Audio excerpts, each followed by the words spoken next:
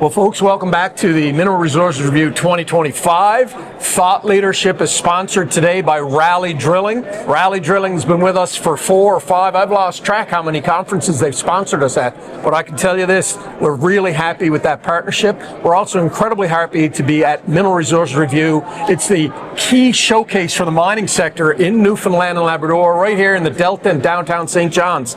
I'm sitting with Stephen Tarrant, and he's with GEMTEC. I'm going to ask him to introduce himself, and we're going to have a chat about what makes Stephen and GEMTEC tick. Thanks for having me on. I much appreciate the chat. Well, thank you. Stephen, tell us a little bit about yourself. What's your educational background and anything else you want to share? Well, I'm a geologist by heart, always been a big rock guy, especially as a kid. The weird guy collecting rocks in the back of school classes was always me, so I always found rocks very interesting. Started out just cutting my teeth in the exploration world. We live in Newfoundland where we're really lucky to have such a wide berth of different resources we can attain. We have gold, metals, precious metals, building aggregate materials. If you needed to do a thing, chances are it's somewhere in the ground in Newfoundland, which is nice. So I was able to go out and spend my young days walking woods, poking holes in the ground, doing geology work, helping log core and all the usual stuff that comes with exploration. And then I decided I'd step up to the next stage and see what happens with all the rock I drill. And I went into the mining world. So I was very lucky. I got out at a time when the industry was in a bit of a lull, but I was one of the fortunate ones that was able to kind of bounce around. I got to work with some of the bigger names out there, the Rios and the Valets of the world. And got to say, I really enjoyed it. It was something different, get to see scales of projects that size. A little poetic, I suppose, but seeing what human ingenuity can do. Yeah. Like when you're talking about there's a mountain, we got to move it. When you're talking about millions of tons of ore, we have to pull it out. Really, really technical geochemistry things you need to figure out, veining assemblages, and some of these mine sites, you're basically engineering a town. So you have hundreds of people on site, you got to house them, feed them, clothe them. You have processing facilities, you have all these different pieces of the puzzle that need to fit, and need to fit efficiently. And I just thought it was really impressive, so it kind of grabbed me. Wow, you've thrown a lot at me here. Let me ask you this. How old were you when you fell in love with rocks? Oh, God, I was probably not far out of diapers. So that must have been really good going through school and you're totally into rocks, eh? Yeah, well, funny enough, I was thinking when I got to school, I was always a big car guy as well. So my next path was like, rocks will be my passion, but engineering will be my career. I'll go design engines is what I want to do. And I had a little bit of a struggle in some of the engineering courses, and I thought, how can I apply what I love to something? So I remember going to all the department heads in the university, and I sat down and I had a meeting with them, and I asked, what does your department offer? What can I do? What will this give me in my life? And the geology academic advisor at the time, it was Michelle Miskell, and I walked in and said, "Hi, Miss Miskell, thanks." She's like, "Oh, honey, sit down, close the door. My name's Michelle." And I was like, "Oh, I'm home." Yeah. There we go. And then the rest is history. Stephen, it's an incredible journey you're on, and Newfoundland and Labrador, I'm so personally excited, and I'll be honest with you, prior to having my company, Gale Force Winds, this is our 7th mining show, I didn't know very much about the industry. Overall, what I'm getting is that this is one heck of an industry, really driving the economic fabric, particularly around rural Newfoundland. Tell us a little bit about your thoughts on that.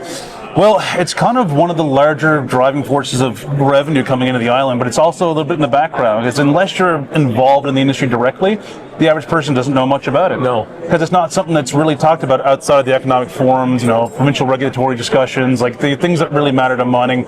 Not the average person is going to see it a lot. Rocks aren't always sexy, as they say. So it's one of those things that it can be hide behind the curtain a little bit, but it's such a critical piece. You mentioned in rural industry, so the thing is, mines are where the rocks are, and if you have a deposit, on George Street, you're not going to be able to put a mine there. Yeah. So you find a deposit in an area that has the space, the breadth, the ability to support infrastructure, the room to grow, the room to add everything you need. It's in these rural areas, and the thing is, it brings, as I said before, some of these mine sites are effectively just isolated towns. Yeah. So you're talking about hundreds of jobs, and that's just directly on the mine site, not including all the supply industry. You need haul trucks, the size of this building, and then you have companies that will supply the nuts and bolts and the tires, paint work. You have to build accommodations for 400, 500, 600, 700 people, which means you need laborers for paint. You need guys coming in for carpentry work.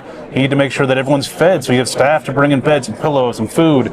And the breadth of where the industry stretches is far beyond just the rocks we pull out of the ground. It's the community that it takes to run that mine that's usually, and luckily we're in a province that we're very proud in this province. We have a love for our fellow Newfoundlanders. We want to keep stuff local, which I think is a really important piece. So a lot of the mine sites in the province really try to hire local. In some cases, they'll actually do like these rings of hiring where everything has to start in a certain radius of that mine site. In some cases, like if you're in St. John's, you're too far out. They want to keep it as local as possible, which I think is really important because it gives communities that don't have the ability to have the normal infrastructure a larger city would have, it gives them the ability to have really good paying jobs, long-term jobs, jobs that can get passionate and jobs that can give them a lot of opportunities in different areas. So they're really important. Yes, I mean, the monetary value of the rocks coming out of the ground, the gold, the silver, the nickel, all the ore we sell, it's fantastic. That's a major driver. The aggregate that we take from the quarrying industry and different mines that focus on limestones and non-metallics help build all the infrastructure we want in the cities and in the province. But it's the subsidiary stuff that's important as well. There's so much stuff behind the curtain you don't really see in mines. No, well, I tell you, it's exciting to talk to you. You're incredibly articulate about this industry. Appreciate it. Before we go, I just want you to talk a little bit about, what it is that you do, and then I guess your company in particular. Absolutely. So I work with a company called GEMTEC Consulting. So as I said before, I was in the mining world most of my life, but it got to a point where one thing about the mining world is it tends to be rotational based. There's a lot going on, and I really enjoyed my time. I learned a lot, but I wanted a little focus on home life, kind of balance of it. So I decided to get into the consulting world, which is where I get to be a geologist, I get to have my hands in the mining world without having to spend all of my time directly on the site. And I was able to work with this awesome company, GEMTEC. So we are a fairly large company now. Things have been very good to us in the industry. Right now we have about 12 offices across the country. Wow. As far as Ontario, we haven't really bridged to Western Canada yet, but we focus a lot on Ontario, Maritime, Atlantic provinces, Newfoundland especially. We're an engineering firm, but one thing I love about the company is we have a lot of specialties in different areas, and we kind of have hubs throughout each company office that specialize in what they do. Like we have offices in Ontario that work really well with big mega projects, skyscrapers, big road infrastructure stuff. We have offices in New Brunswick that do a lot of environmental work and focus on bridge and railway infrastructure. And in Newfoundland, our office specialty is the mining world. So I kind of noted when we were chatting earlier, I kind of look at us as like a 7-Eleven of the mining services. So we're very lucky that we have a really diverse group of personnel in our office, so we can take on a lot of different stuff. So we can do geotechnical investigations, hydrogeological investigations, hydrology, which is all fancy words for saying if you want to see what the ground conditions like where you want to build your stuff, we can figure it out for you. A lot of stuff in mines is water-based. When you dig down, there's water in the ground. How does that water move throughout the site?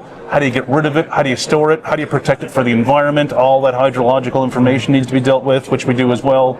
We also, which is where I kind of sit more personally in my workload now, is in regulatory and permitting, which is a really unique space to sit because now that the industry is kicking off so much in the island, we have these legacy sites coming online. We have new kind of burgeoning industries like the green and renewable energy industries. We have sites that are more specific to rare points of the earth. Now we're looking for different minerals with the Critical Minerals Initiative. So they're getting into these zones where land, tenures, and regulatory compliance and like permitting to get stuff done sat in a space that wasn't really looked at a lot before, so it's kind of breaking new ground for a lot of permitting and regulator. And the government's doing a lot to try and keep up with what's changing with the island, but luckily being a consultant, we get to work with the government and with the client. They kind of help me to a point where we can either sometimes make new legislation, help make them decisions on how to move forward. We can help the clients understand the government understand the client, and it keeps things quite fresh, which I gotta say is quite nice. And then, besides that, we do exploration support, drilling support, we'll do client interview meetings, we do rehab and closure planning, which actually one of my colleagues is giving a presentation today on that, which means once all the mining is done, and I'm a big production and development guy, love to think about what's coming out of the ground, getting the mine there, pulling it out, keeping everyone happy, but what happens when the mine closes? What happens when the ore is gone, when everything is done? And that's becoming a real hot spot now, is we need to start planning properly, because in the mining industry days, back way when, that wasn't really at the forethought of people's minds. You didn't plan 50 years down the road because you couldn't. But now we can. So that's one thing we do, is we help mines plan for closure costing, closure evaluations, planning for remediation, getting the land back to natural as best we can. So that's another big piece we've been working on a lot lately, which I've been able to get my claws into.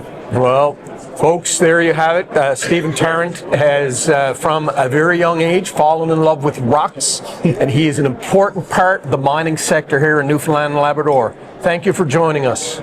Thank you for having me. Much appreciated.